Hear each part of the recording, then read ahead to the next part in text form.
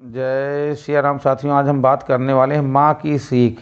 सुधा की नई नई शादी हुई थी। वह ससुराल से 1 महीने बाद जब अपने मायके लौटी तो माँ के सामने रोने बैठ गई और आंसू बहाते हुए बोली, माँ तुमने मुझे किस घर में पटक दिया, वहाँ तो मेरी कोई इज्जत ही नहीं है। सारा दिन नौकरानी की तरह रसोई में खड़ी रहती हूँ, किसी को दया भी नहीं आती मुझ पर। कभी सास ससुर की रोटी पकाओ तो कभी दो छोटे देवर की रोटियां पकाओ, फिर एक नंद है वो कॉलेज से लौट के आए तो उसके लिए रोटियां पकाओ। और तो और माँ आए दिन सासू माँ के रिश्तेदार आते रहते हैं, उन सब के लिए भी मुझे चाय नाश्ता वगैरह तैयार करना होता है। रोज़ गंदे कपड़े ढेर इकट्ठे हो जाते हैं, आराम ही नहीं मिलता, ज़िंदगी नरक सी बन गई है।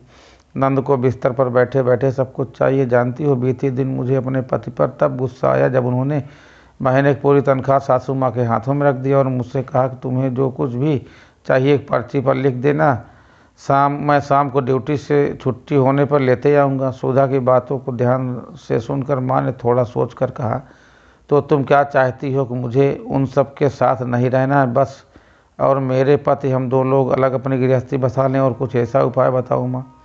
बेटा तुम्हारे पास 2 ही रास्ते हैं, एक तो तुम वहीं रहो और उन सब की सेवा करो, क्योंकि वह परिवार भी अब तुम्हारा ही है।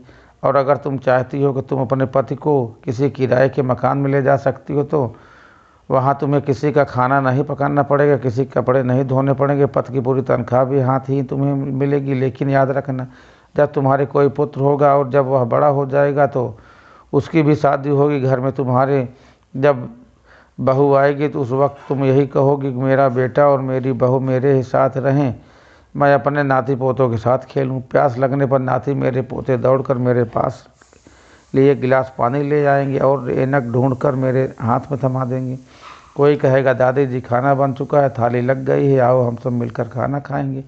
माँ ने आगे बोलना जारी रखा, किन कामों को तुम दुख बता रही हो? एक एक करके गिना रही थी। दरअसल यही जीवन के महत्वपूर्ण क्षण है। एक सफल गृहिणी अपने हर कार्य के कारणों को सरल बनाकर झट निपटा देती है। उसका रोना नहीं रोती दुनिया, तो लोग सफल हुए हैं और अपनी जिम्मेदारियों से भागते नहीं बल्कि अपनी जिम्मेदारियों को बखूबी निभाते हैं लेते हैं।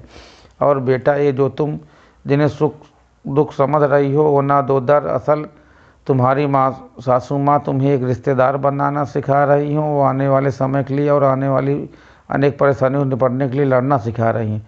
वर्षों से हर सास अपनी बहू को अपनी जगह का जिम्मेदार बनाने के लिए ऐसा करती आई है। कल तुम भी अपनी बहू को जिम्मेदार बनाने के लिए उसे मजबूत बनाओगी। बेटा घर के बुजुर्ग कब तक और कब नहीं कोई नहीं जानता, वो अपनी आने वाली पीढ़ियों को मजबूत और रिश्ते निभाते हुए देखना चाहते हैं। कल तुम भी अपने बच्चों से यही आशाएं रखोगी। सुधा की आंखों में आंसू थे। सुधा की उसी वक्त अपना बैग उठा और बोली, बस मैं माँ समझ गई, अपनी बातों में अनमोल सीख है। मैं चली अपने ससुराल। शाम होने वाली, सासू माँ के पैरों में दर्द रहता है, उनके घुटनों की मालिश भी करनी है। सुधा इतना कहकर मुस्कुराते हुए ससुराल की ओर चल दी। वही दूसरी ओर माँ अपनी बेटी से समझदार पर मुस्कुरा रही थी। एक सुंदर रचना। जय श्री राम सीताराम। वीडियो अच्छी लगी तो चैनल को सब्सक्राइब करें।